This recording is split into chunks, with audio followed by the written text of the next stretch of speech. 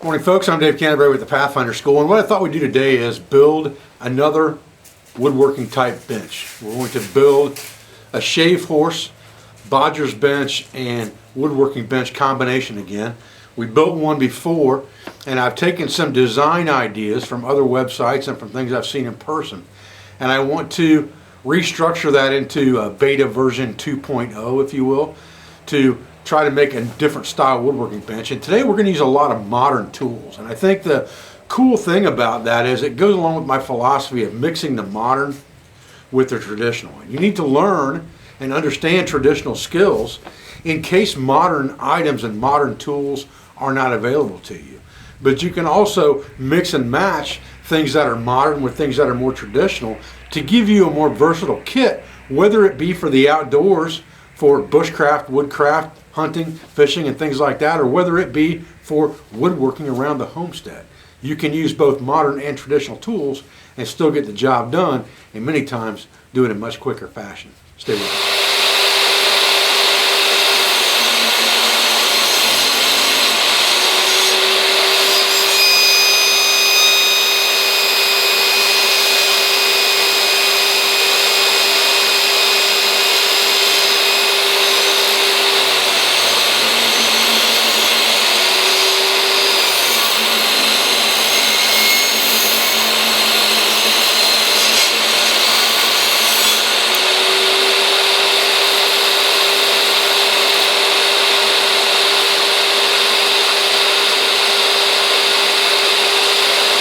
Okay, for the body of my shaving bench, for lack of a better term right now, I have milled these boards down to exactly 7 inches wide from 2x8s. And one of them is 66 inches long, which is going to be the overall length of the bench. I've cut one of them down to 60 inches to accommodate a bench vise or a tail vise that's going to be mounted on the end, so that I have a tail vise on the end of this bench.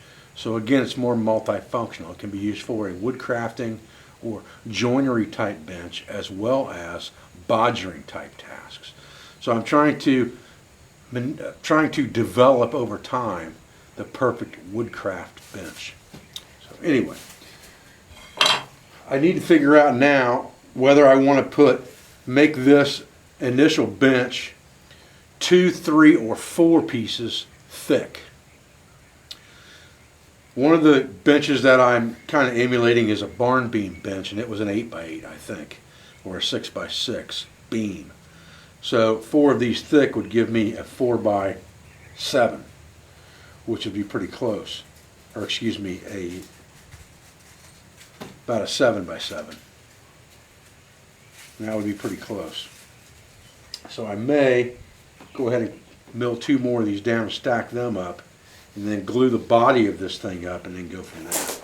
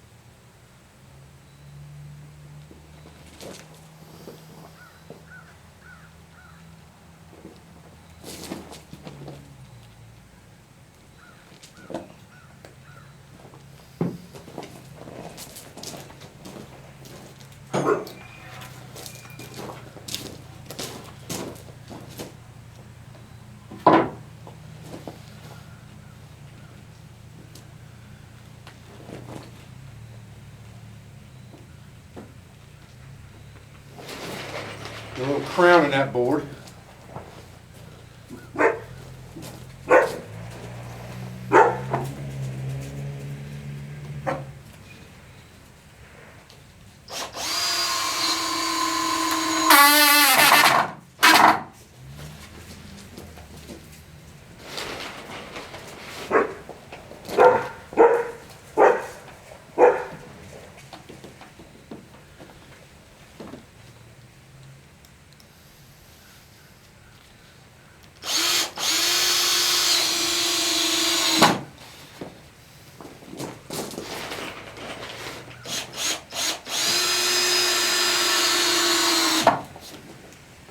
Okay, no way this thing's coming apart now.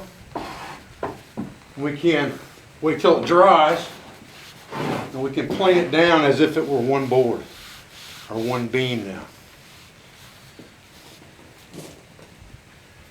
So we'll put a few clamps on here, get her drying. Okay, this is called a set of lumberjacking tools, and it cuts a mortise and tenon joint for you, so that you can put things together rapidly and easily. This is an 1.5 inch set. This cuts the mortise, and this part cuts the tenon. So you take your table leg and lock it into a vise.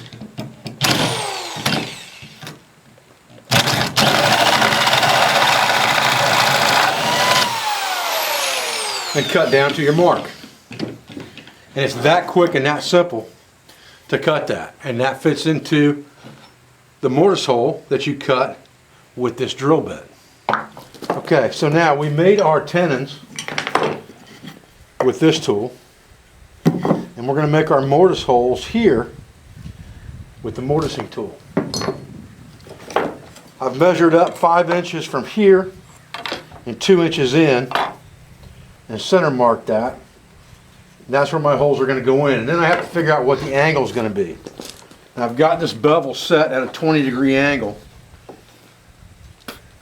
So if I go backwards at 20 degrees or put my drill against this at that 20 degrees, that's going to give me a 20-degree angle on each leg going out, which will make that leg sit about like that. And I can eyeball that if I want it to be a little bit more than that. And I do actually. That's about what I want right there. So if I leave that bevel gauge set like that, put my drill up against it, all my legs will be the same.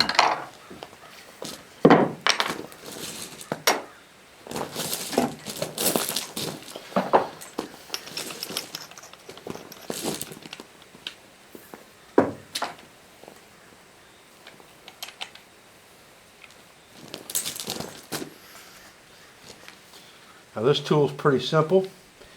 You just kind of start it straight up and down, and then you lean it backwards. You put your bevel gauge on here. That's going to give you a pretty good idea of what you want to do there. So I'll center it on my hole, start it, and then I'll angle it to my bevel gauge, just like this.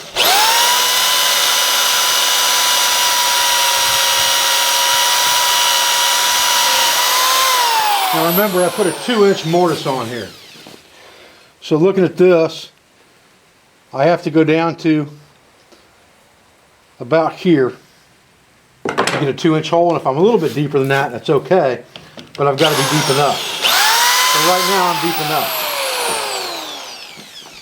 enough. Now I can just come in here,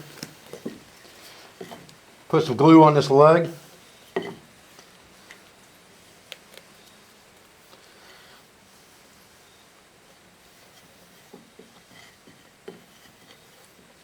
Now this is a good spot to figure out if you want this thing permanent or not.